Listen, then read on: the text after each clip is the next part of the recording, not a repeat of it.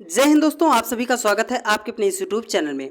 तो दोस्तों आज हम जीके जीएस के मोस्ट इम्पॉर्टेंट टॉप 50 क्वेश्चन को करने वाले हैं, जहां से हर एक एग्जाम में क्वेश्चन बनता ही बनता है। तो इसलिए आप वीडियो को जरा सा भी स्किप मत कीजिएगा, वीडियो को पूरा देखिएगा, फ़ायदा आपको ज़रूर होगा। और उससे पहले यदि आपने अभी तक हमारे चैनल को सब्सक्राइब नहीं किया है तो चैनल को सब्सक्राइब करके बेल आइकन को प्रेस ज़रूर कर लीजिएगा, क्योंकि हम आप लोगों के लिए इसी तरह की इंपॉर्टेंट वीडियोस बनाते रहते हैं। ठीक है, चलिए हम ज़्यादा देरी न करते हुए वीडियो को शुरू करते हैं और वीडियो को ज़रा सा भी स्किप मत कीजिएगा। देखिए पहला क्वेश्चन कह रहा है कि संविधान की आत्मा किसे कहा जाता है। तो इसका जो करेक्ट आंसर हो जाएगा ऑप्शन ए, प्रस्तावना। तो प्रस्तावना को क्या कहा जाता है? संविधान की आत्मा कहा जाता है। ठीक है, और हाँ, आप लोगों ने 50 में से कितने क्वेश्चन का आंसर दिया आप लोग कमेंट करके ज़रूर बताइएगा। ठीक है, चलिए नेक्स्ट क्वेश्चन पर हम चलते हैं डियर। देखिए अगला क्वेश्चन जो कह रहा है, देखिए अगला क्वेश्चन कह रहा है कि 14 वर्ष से कम उम्र के बच्चों को जोखिम भरे काम पर न लगाना किस अधिकार के प्रति संरक्षण है। तो इसका जो करेक्ट आंसर होता है ऑप्शन ए, शोषण के विरुद्ध अधिकार। अर्थात 14 वर्ष से कम आयु के बच्चों को हम किसी भी खतरनाक कार्य पर नहीं लगा सकते हैं। ठीक है, चलिए नेक्स्ट क्वेश्चन पर चलते हैं और फटाफट क्या करते हैं, क्वेश्चनों को देखने का प्रयास करते हैं। ठीक है, देखिए अगला क्वेश्चन जो कह रहा है कि चाणक्य किसका प्रधानमंत्री था। तो इसका जो करेक्ट आंसर है ऑप्शन ए, चाणक्य जो है किसका प्रधानमंत्री था? चंद्रगुप्त मौर्य का प्रधानमंत्री था। और एक पुस्तक आती है चाणक्य की, आप उसको नोट करके लिखिएगा, बहुत ज़्यादा पेपर में पूछी जाती है। तो चाणक्य की पुस्तक का क्या नाम है? अर्थशास्त्र, है ना।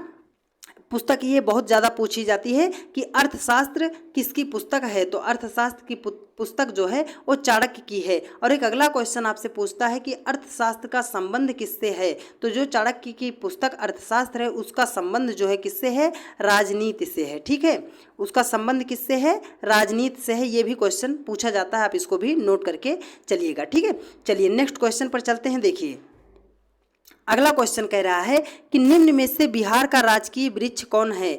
तो बिहार का राजकीय वृक्ष क्या होता है? वो होता है पीपल। तो इसका ऑप्शन बी क्या हो जाएगा? करेक्ट आंसर हो जाएगा। ठीक है, चलिए नेक्स्ट क्वेश्चन पर चलते हैं। देखिए फटाफट क्या करते हैं, क्वेश्चन को देखने का प्रयास करते हैं और आपसे बार बार कह रहे हैं कि वीडियो को जरा सा भी स्किप मत कीजिएगा, फायदा आपको 100% होगा। देखिए उपभोक्ता शोषण के प्रमुख कारण हैं। तो क्या है? सूचना का अभाव है, वस्तुओं की सीमित आपूर्ति है, उपभोक्ताओं की अज्ञानता है। तो इसका जो करेक्ट आंसर हो जाएगा ऑप्शन डी, उपभोक्ता शोषण के प्रमुख कारण क्या होते हैं? ये तीनों होते हैं। तो इसका करेक्ट आंसर हो जाएगा ऑप्शन डी, इनमें से सभी। ठीक है, चलिए नेक्स्ट क्वेश्चन पर चलते हैं डियर। देखिए अगला क्वेश्चन कह रहा है, देखिए अगला क्वेश्चन कह रहा है कि किस महिला को भारतीय क्रांतिकारी की माता कहा जाता है। इंपॉर्टेंट क्वेश्चन है डियर, इसको आप नोट करके लिखिएगा कि किस महिला को भारतीय क्रांतिकारियों की माता कहा जाता है। इसका करेक्ट आंसर हो जाएगा ऑप्शन ए, मैडम भीकाजी कामा जी को क्या कहा जाता है? भारतीय क्रांतिकारियों की माता कहा जाता है। ठीक है, चलिए नेक्स्ट क्वेश्चन पर चलते हैं डियर। देखिए अगला क्वेश्चन जो कह रहा है, देखिए अगला क्वेश्चन कह रहा है कि राज्यसभा के सभापति चेयरमैन कौन होते हैं। तो राज्यसभा के सभापति कौन होते हैं? वो होते हैं आपके उपराष्ट्रपति। तो इसका करेक्ट आंसर हो जाएगा ऑप्शन बी, उपराष्ट्रपति। ठीक है, चलिए नेक्स्ट क्वेश्चन पर चलते हैं। देखिए अगला क्वेश्चन कह रहा है कि पाटलिपुत्र के संस्थापक थे। तो पाटलिपुत्र के संस्थापक कौन थे? इसका करेक्ट आंसर हो जाएगा डियर ऑप्शन ए, उदयन। तो पाटलिपुत्र के संस्थापक कौन थे? उदयन थे। ठीक है, और आपसे हम बार बार बता रहे हैं डियर कि हम आप लोगों के लिए बहुत ही मोस्ट इम्पॉर्टेंट क्वेश्चनों की वीडियोस लेकर आते हैं, इसलिए आप चैनल को तुरंत सब्सक्राइब कर लेना और वीडियो को पूरा ज़रूर देखना। 100% आपको फ़ायदा इस क्लास से होने वाला है। ठीक है, चलिए देखिए कह रहा है कि भारत में मानवाधिकार सुरक्षा अधिनियम कब पारित हुआ। तो भारत में मानव अधिकार सुरक्षा अधिनियम जो है कब पारित हुआ था? ये पारित हुआ था 1993। तो इसका करेक्ट आंसर हो जाएगा 1993। ठीक है, चलिए नेक्स्ट क्वेश्चन पर चलते हैं डियर। देखिए अगला क्वेश्चन कह रहा है कि निम्न में से बिहार में सबसे ठंडा जिला है। तो बिहार का सबसे ठंडा जिला कौन सा होता है? ये होता है गया। तो इसका ऑप्शन सी क्या हो जाएगा? करेक्ट आंसर हो जाएगा। ठीक है, चलिए नेक्स्ट क्वेश्चन पर चलते हैं। देखिए अगला क्वेश्चन कह रहा है, देखिए कह रहा है कि आर्थिक दृष्टि से एक पिछड़े देश की विशेषता नहीं है। तो आर्थिक दृष्टि से एक पिछड़े देश की विशेषता नहीं है। तो इसका करेक्ट आंसर क्या है? इसका करेक्ट आंसर है ऑप्शन डी, प्राथमिक क्षेत्र में निम्न श्रम अनुपात। ये क्या होता है? एक पिछड़े देश की आर्थिक विशेषता नहीं होती है। ठीक है, चलिए नेक्स्ट क्वेश्चन पर हम चलते हैं। देखिए अगला क्वेश्चन कह रहा है डियर, देखिए अगला क्वेश्चन कह रहा है कि रॉयल्स चैलेंजर्स आरसीबी ने आईपीएल 2022 हेतु किसे अपना कप्तान बनाया? तो आरसीबी ने आईपीएल 2022 में किसे अपना कप्तान बनाया था? तो इसका करेक्ट आंसर हो जाएगा option D, Faf du Plessis को इन्होंने क्या किया था? अपना कप्तान बनाया था। ठीक है, चलिए नेक्स्ट क्वेश्चन पर चलते हैं। देखिए अगला क्वेश्चन क्या कह रहा है, देखिए अगला क्वेश्चन कह रहा है डियर, चलो इसे हम थोड़ा सा क्या कर लेते हैं, बड़ा कर लेते हैं। ठीक है, देखिए अगला क्वेश्चन कह रहा है कि भारत में काजू उत्पादन में मुख्य राज्य कौन सा है? तो भारत में काजू उत्पादन में मुख्य राज्य कौन सा है? तो इसका करेक्ट आंसर है केरल। केरल राज्य में काजू जो होता है सबसे ज़्यादा उत्पादित किया जाता है। ठीक है, तो केरल राज्य क्या है? काजू उत्पादन में सबसे आगे है। ठीक है, चलिए नेक्स्ट क्वेश्चन पर चलते हैं। देखिए अगला क्वेश्चन कह रहा है कि निम्न में से बिहार में सोशलिस्ट पार्टी के संस्थापक थे। तो सोशलिस्ट पार्टी के संस्थापक कौन थे? इसका करेक्ट आंसर हो जाएगा ऑप्शन ए, जयप्रकाश नारायण जी क्या थे? बिहार में सोशलिस्ट पार्टी के संस्थापक थे। तो इसका करेक्ट आंसर है ऑप्शन ए, जयप्रकाश नारायण। ठीक है, चलिए नेक्स्ट क्वेश्चन पर चलते हैं डियर। देखिए अगला क्वेश्चन कह रहा है कि महरौली अभिलेख से किस सम्राट के संबंध में जानकारी प्राप्त होती है?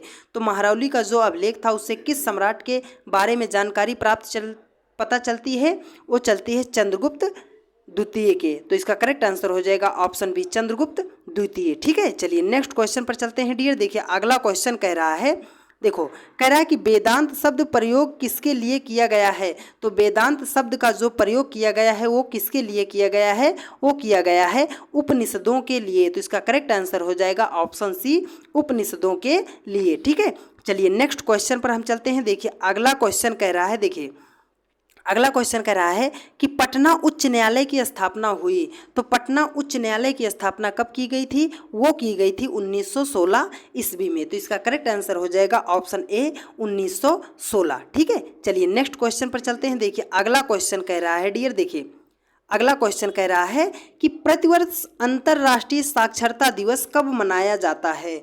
तो प्रतिवर्ष अंतर्राष्ट्रीय साक्षरता दिवस कब मनाया जाता है? वो मनाया जाता है 8 सितंबर को। तो प्रतिवर्ष अंतर्राष्ट्रीय साक्षरता दिवस कब मनाया जाता है? मनाया जाता है 8 सितंबर को। ठीक है, चलिए नेक्स्ट क्वेश्चन पर चलते हैं। देखिए अगला क्वेश्चन क्या कह रहा है, देखिए अगला क्वेश्चन कह रहा है कि गन्ना की फसल लगभग कितने समय में तैयार की जाती है? तो गन्ना की जो फसल होती है वो लगभग कितने समय में तैयार की जाती है? गन्ना को उगाने में लगभग क्या हो जाता है? 1 वर्ष का समय लगता है, मतलब 12 माह। तो इसका करेक्ट आंसर हो जाएगा ऑप्शन डी, क्या हो जाएगा? 12 माह। ठीक है, चलिए नेक्स्ट क्वेश्चन पर चलते हैं डियर। देखिए अगला क्वेश्चन कह रहा है कि निम्नलिखित में से कौन सी फसल रबी की नहीं है? तो रबी की फसल कौन सी नहीं है? अब आप लोग कमेंट करके इसका आंसर बताइए, नहीं तो हम बता रहे हैं। ठीक है, तो रबी की फसल कौन नहीं होती है? गेहूं भी होता है, जौ होता है, सरसों होता है, लेकिन मक्का जो होता है ये रबी की फसल नहीं होती है। तो इसका करेक्ट आंसर हो जाएगा ऑप्शन डी। 20 क्वेश्चन पर हम पहुंच चुके हैं डियर। आप लोग कमेंट करते हुए चलिएगा और कमेंट करके लास्ट में ज़रूर बताइएगा कि 50 क्वेश्चन में से आपने किसने क्वेश्चन का सही आंसर दिया। ठीक है, चलिए नेक्स्ट क्वेश्चन पर चलते हैं। और हम आपको बार बार बता रहे हैं डियर कि वीडियो आपके लिए बहुत ज़्यादा मोस्ट इम्पॉर्टेंट होगी किसी भी एग्ज़ाम के लिए, है ना। तो इसलिए हम आपको बता रहे हैं कि वीडियो को ज़रा सा भी स्किप मत कीजिएगा। ठीक है, देखिए भारत का अंतिम राजपूत शासक कौन था? तो भारत का अंतिम राजपूत शासक कौन था? वो कौन थे? पृथ्वीराज चौहान तृतीय। तो इसका करेक्ट आंसर हो जाएगा ऑप्शन सी, पृथ्वीराज चौहान। ठीक है, चलिए नेक्स्ट क्वेश्चन पर चलते हैं। देखिए डियर अगला क्वेश्चन कह रहा है, देखिए अगला क्वेश्चन कह रहा है कि निम्नलिखित में से किस शासक ने दासों के रख रखाव के लिए एक अलग विभाग की स्थापना की थी? तो वह कौन सा शासक था जिसने दासों के रख रखाव के लिए एक अलग अलग विभाग की स्थापना की थी? तो इसका करेक्ट आंसर हो जाएगा ऑप्शन बी, फिरोज शाह तुगलक। क्या हो जाएगा? इसका करेक्ट आंसर हो जाएगा। तो दासों के रखरखाव के लिए वह कौन सा शासक था जिसने अलग विभाग की स्थापना की थी? वो किया था फिरोज शाह तुगलक ने। ठीक है, चलिए नेक्स्ट क्वेश्चन पर चलते हैं। देखिए अगला क्वेश्चन क्या कह रहा है डियर। देखिए अगला क्वेश्चन कह रहा है कि सहायक संधि को निम्नलिखित में से किस राज्य ने स्वीकार नहीं किया? तो जो सहायक संधि की गई थी उसको किस राज्य ने स्वीकार नहीं किया था? तो वो स्वीकार नहीं किसने किया था? इसका करेक्ट आंसर है ऑप्शन ए, मैसूर राज्य ने क्या किया था? सहायक संधि को स्वीकार नहीं किया था। ठीक है, चलिए नेक्स्ट क्वेश्चन पर चलते हैं। देखिए अगला क्वेश्चन कह रहा है, देखिए अगला क्वेश्चन कह रहा है डियर कि वह कौन सी घटना थी जिसके बाद महात्मा गांधी ने ब्रिटिश सरकार के विरुद्ध अपना सर्वप्रथम असहयोग आंदोलन प्रारंभ किया? तो असहयोग आंदोलन कौन सी घटना थी जिसके विरुद्ध उन्होंने क्या किया था? असहयोग आंदोलन को चलाया था। तो इसका करेक्ट आंसर है रॉलेट एक्ट। रॉलेट एक्ट कानून जो है इसी के विरुद्ध उन्होंने क्या किया था? असहयोग आंदोलन को चलाया था। और ये बात यहीं पर देख लेते हैं कि रॉलेट एक्ट कब आया था? तो ये आया था 1919 में। और रॉलेट एक्ट को ही अंधा कानून के नाम से जाना जाता है या काला कानून के नाम से इसको क्या किया जाता है? जाना जाता है। ठीक है, चलिए नेक्स्ट क्वेश्चन पर चलते हैं। देखिए अगला क्वेश्चन जो कह रहा है डियर, देखिए अगला क्वेश्चन कह रहा है कि किस भारतीय महिला के नाम पर अमेरिका में एक अंतरिक्ष यान का नाम रखा गया है? तो किस भारतीय महिला के नाम पर रखा गया है? इसका करेक्ट आंसर है ऑप्शन सी, कल्पना चावला के नाम पर अमेरिका में अंतरिक्ष यान का नाम रखा गया है। ठीक है, चलिए नेक्स्ट क्वेश्चन पर चलते हैं। देखिए सारे इंपॉर्टेंट क्वेश्चन है डियर, इसलिए हम आपको बता रहे हैं कि वीडियो को ज़रा सा भी स्किप मत कीजिएगा। ठीक है, हमने आपको क्या बताया कि पूरे यूट्यूब पर अगर आपको सबसे अच्छी जीके जीएस की कहीं पर वीडियो मिलती है तो वो मिलती है आपके इसी चैनल पर। तो इसलिए आप वीडियो को तुरंत लाइक कीजिए, कमेंट कीजिए, और यदि आप चैनल पर नए हैं तो बिना देरी किए तुरंत चैनल को सब्सक्राइब कर लीजिए। ठीक है, और अपनी इस वीडियो का टारगेट है डियर कि 1K सब्सक्राइबर्स कंप्लीट, तो आप लोग ज़्यादा से ज़्यादा शेयर जरूर कीजिएगा। ठीक है, देखिए अगला क्वेश्चन कह रहा है कि भारतीय संविधान का सबसे बड़ा स्रोत निम्नलिखित में से कौन सा है? तो भारतीय संविधान का सबसे बड़ा स्रोत निम्नलिखित में से कौन सा है? इसका करेक्ट आंसर होगा ऑप्शन ए, भारत शासन अधिनियम 1935। ठीक है, चलिए नेक्स्ट क्वेश्चन पर चलते हैं डियर। देखिए अगला क्वेश्चन कह रहा है कि जलवायु परिवर्तन पर हाल ही में नासा के एक अध्ययन के अनुसार जलवायु परिवर्तन के कारण किस फसल में 17% की वृद्धि दर्ज की जाएगी? कब तक? 2030 तक। तो वह कौन सी फसल है जिसमें 17% की क्या की जाएगी? वृद्धि दर्ज की जाएगी। तो इसका करेक्ट आंसर जो है डियर वो है गेहूं। ठीक है, तो 17% गेहूं में क्या की जाएगी? 2030 तक वृद्धि दर्ज की जाएगी। ठीक है, चलिए नेक्स्ट क्वेश्चन पर चलते हैं। देखिए अगला क्वेश्चन कह रहा है कि आत्मनिर्भर भारत के समर्थन में किस कंपनी ने भारत सरकार के राष्ट्रीय ग्रामीण आजीविका मिशन के लिए साझेदारी की है? तो आत्मनिर्भर भारत के समर्थन के लिए वह कौन सी कंपनी है जिसने राष्ट्रीय ग्रामीण आजीविका मिशन के लिए साझेदारी की है? तो इसका करेक्ट आंसर हो जाएगा ऑप्शन सी, फ्लिपकार्ट। ठीक है, फ्लिपकार्ट ने क्या किया है? साझेदारी में हिस्सा लिया है। ठीक है, चलिए देखिए अगला क्वेश्चन कह रहा है कि थॉमस कप किस खेल से संबंधित है? तो थॉमस कप जो होता है वो किस खेल से संबंधित होता है? थॉमस कप संबंधित होता है बैडमिंटन से। ठीक है, तो इसका करेक्ट आंसर है ऑप्शन सी, बैडमिंटन। ठीक है, चलिए नेक्स्ट क्वेश्चन पर चलते हैं डियर। देखिए अगला क्वेश्चन कह रहा है, देखिए होप मिशन टू मार्स किस देश का पहला मंगल मिशन है? तो होप मिशन टू मार्स किस देश का पहला मिशन है? इसका करेक्ट आंसर है ऑप्शन डी, यूएई का। तो होप मिशन टू मार्स जो है किस देश का पहला मंगल मिशन है? वो है यूएई का। ठीक है, चलिए नेक्स्ट क्वेश्चन पर चलते हैं। देखिए अगला क्वेश्चन कह रहा है कि विश्व का सर्वाधिक घनी आबादी वाला प्रदेश है। तो विश्व का सर्वाधिक घनी आबादी वाला प्रदेश कौन सा है? वो कौन सा है? तो इसका करेक्ट आंसर हो जाएगा ऑप्शन ए, दक्षिण पूर्वी एशिया। तो विश्व का सर्वाधिक घनी आबादी वाला देश कौन सा है? दक्षिण पूर्वी एशिया। ठीक है, चलिए नेक्स्ट क्वेश्चन पर चलते हैं। देखिए अगला क्वेश्चन कह रहा है डियर देखिए अगला क्वेश्चन कह रहा है कि भारतीय वन सर्वेक्षण फॉरेस्ट सर्वे ऑफ इंडिया का मुख्यालय कहाँ है।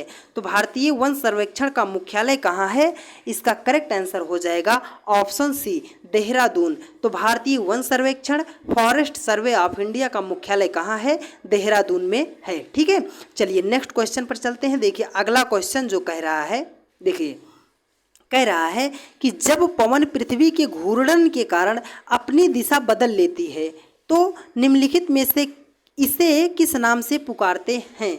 जब घूर्णन के कारण जो है पृथ्वी जो है घूर्णन के कारण अपनी दिशा बदल लेती है तो उसको किस नाम से पुकारा जाता है। तो उसे हम क्या कहते हैं, भूमिक्षेपी पवन के नाम से कहते हैं। ठीक है, जियोट्रॉपिकल विंड्स के नाम से इसको क्या कहा जाता है, जाना जाता है। ठीक है, चलिए नेक्स्ट क्वेश्चन पर चलते हैं डियर। देखिए अगला क्वेश्चन कह रहा है कि भूमध्य रेखा पर एक अक्षांश की दूरी होती है।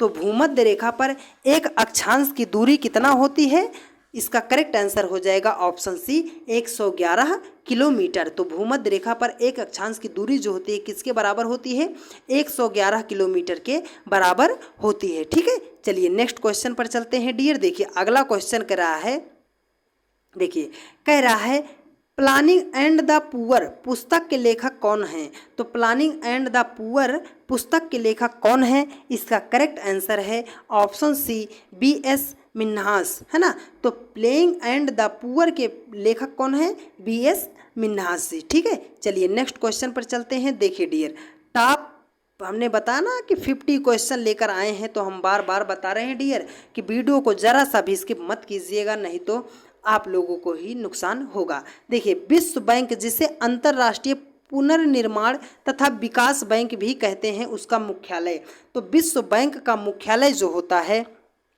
वो कहाँ पर होता है। तो इसका करेक्ट आंसर हो जाएगा ऑप्शन डी, वाशिंगटन DC। तो विश्व बैंक का जो मुख्यालय है वो कहाँ है, वाशिंगटन DC में है। ठीक है, चलिए नेक्स्ट क्वेश्चन पर चलते हैं। देखिए डियर अगला क्वेश्चन कह रहा है, देखिए कह रहा है कि अंतर्राष्ट्रीय कोर्ट ऑफ जस्टिस में कितने न्यायाधीश होते हैं।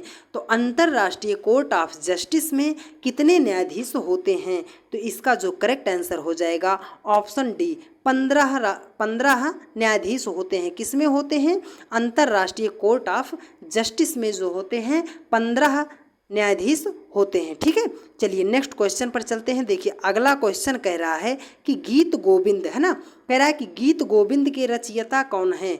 तो गीत गोविंद के रचयिता जो है कौन है, इसका करेक्ट आंसर हो जाएगा ऑप्शन डी, जयदेव। तो गीत गोविंद के रचयिता जो है कौन है, जयदेव जी हैं। ठीक है, चलिए नेक्स्ट क्वेश्चन पर चलते हैं डियर। देखिए अगला क्वेश्चन कह रहा है कि खजुराहो के मंदिर किस वंश के राजाओं ने बनवाए थे।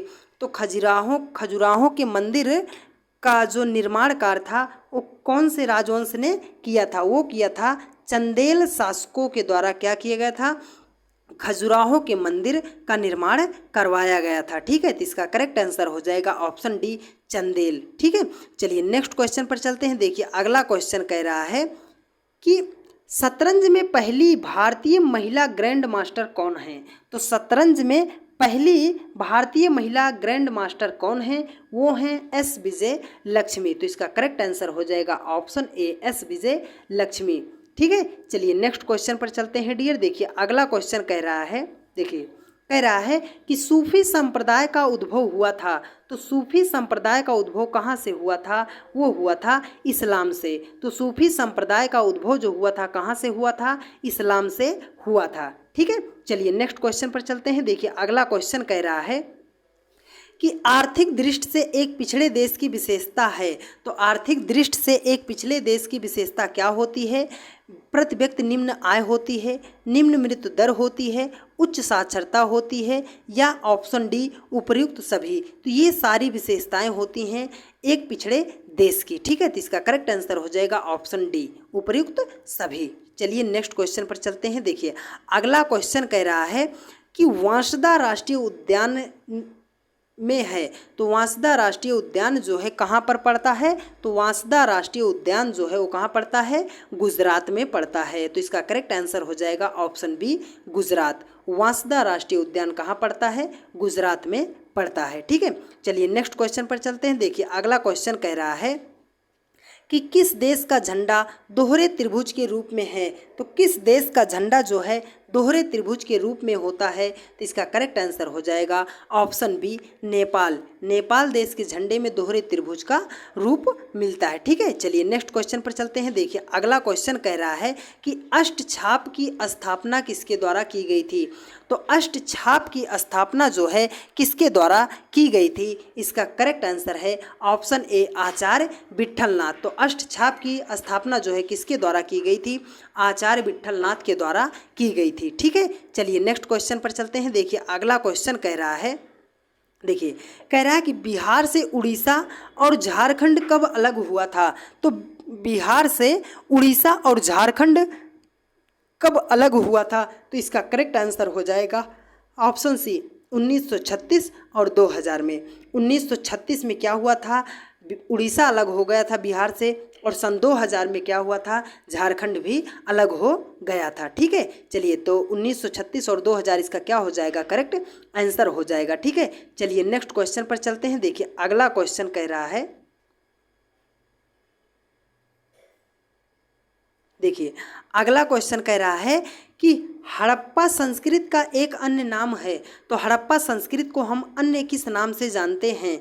तो हड़प्पा संस्कृत को हम और अन्य किस नाम से जानते हैं, वो जानते हैं कांस्य युगीन सभ्यता। तो इसका करेक्ट आंसर हो जाएगा ऑप्शन डी कांस्य युगीन सभ्यता। अर्थात हड़प्पा संस्कृत को हम किस अन्य नाम से जानते हैं, वो जानते हैं कांस्य युगीन सभ्यता। ठीक है, चलिए नेक्स्ट क्वेश्चन पर चलते हैं। देखिए अगला क्वेश्चन कह रहा है डियर, देखिए अगला क्वेश्चन कह रहा है कि बौद्ध कला का प्रसिद्ध केंद्र कौन सा है।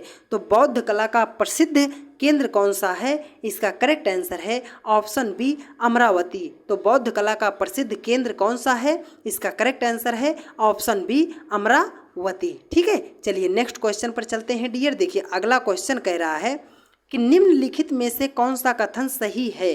तो कौन सा कथन सही है, अब ऑप्शन को पढ़ते हैं फिर पता चलेगा कौन सा कथन सही है। कॉफ़ी की अपेक्षा चाय अधिक ऊंचाई पर उगाई जाती है। अच्छा, अगली बात कह रहा है कि काफ़ी बहुत चाय कम ऊंचाई पर उगाई जाती है। काफ़ी बहुत ऊंचाई पर, चाय कम ऊंचाई पर उगाई जाती है।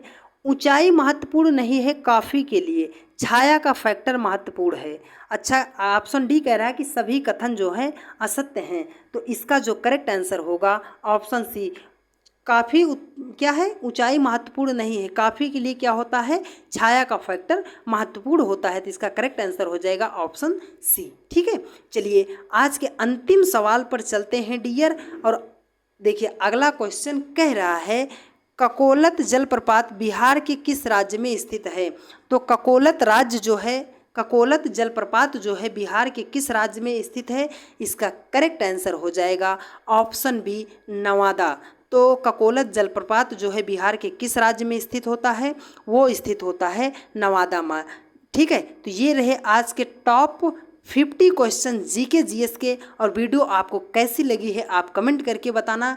और पुनः एक बार आपको फिर याद दिला दे डियर कि यदि आप चैनल पर नए हो तो चैनल को सब्सक्राइब करके बेल आइकन को प्रेस कर लीजिएगा, जिससे हमारी सभी आने वाली वीडियोस का नोटिफिकेशन आपको मिलता रहे। और एक क्वेश्चन हम आपको दे रहे हैं कि संविधान का पिता किसे कहा जाता है। क्या, बहुत आसान सा क्वेश्चन है कि संविधान का जनक किसे कहा जाता है। इसका आप कमेंट करके हमें आंसर ज़रूर बताइएगा कि संविधान का जनक किसे कहा जाता है।